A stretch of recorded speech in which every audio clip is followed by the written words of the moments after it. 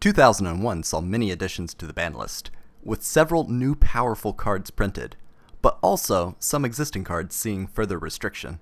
And you may ask yourself, well, how did I get here? Starting with the January list, Monster Reborn and Imperial Order were both moved from semi-limited to limited status. This is due to the continued power and popularity of the cards, as Special Summoning and Mass Spell Negation are incredibly powerful effects.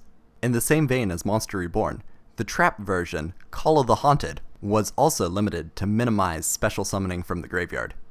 The combination of Backup Soldier and Painful Choice were limited. Painful Choice is my pick for the best piece of power, allowing for a 1-for-1 card economy and massive graveyard setup. When used with Backup Soldier, Painful Choice could add 4 pieces of Exodia from the deck to the hand. Limiter Removal, Ceasefire, and Magic Cylinder were all limited for the same reason. That being, putting too much pressure on the opponent's life points. Limiter Removal in a machine deck could double the attack of all machines for a turn, facilitating OTK strategies.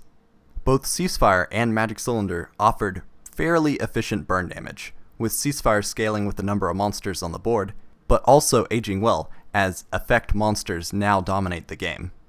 At the same time, Magic Cylinder blocked a single attack, but more importantly, could wipe out your opponent with their own monster.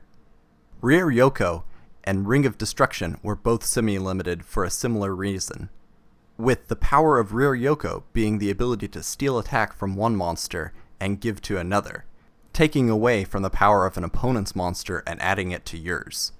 Ring of Destruction allowed for monster removal at the cost of burning both players. For this reason, Ring of Destruction could sometimes end games. Nobleman of Crossout was a very powerful monster removal tool, and with the added benefit of information acquisition for dealing with powerful flip effect monsters, such as the Jars. 2 of the most powerful tutors in the game, those being Sangan and Witch of the Black Forest, were both semi-limited, as they offered a boost in consistency for most decks, but saw use in Exodia decks in particular, as they could tutor any of the pieces of Exodia. 2 cards were moved from limited to semi-limited status, Last Will and Swords of Revealing Light. Last Will was a strong tutor, but the 2 previously mentioned monsters afforded the same benefit, with an easier activation requirement. Swords of Revealing Light was not the strongest card, and perhaps the limitation was too harsh a penalty in the first place.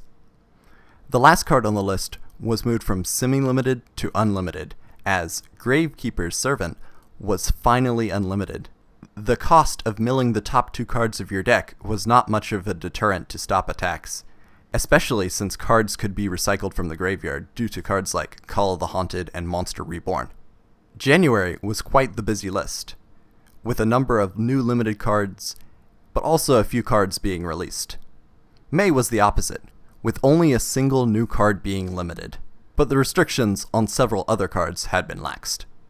United We Stand might be the strongest equip card ever printed, allowing for a maximum attack crease of 4,000 points. But most often, it was just a strictly better version of Axe of Despair. Both Morphing Jar No. 2 and Backup Soldier moved from limited to semi-limited status, showing a little bit of leniency. Finally, Last Will became unlimited, having been moved to semi-limited in the previous list.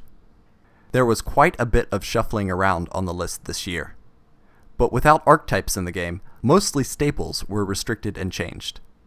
Although boosts in consistency make Exodia a deck that continuously needs to be checked in the meta. Next time, something a little different. The first TCG ban list. Ciao.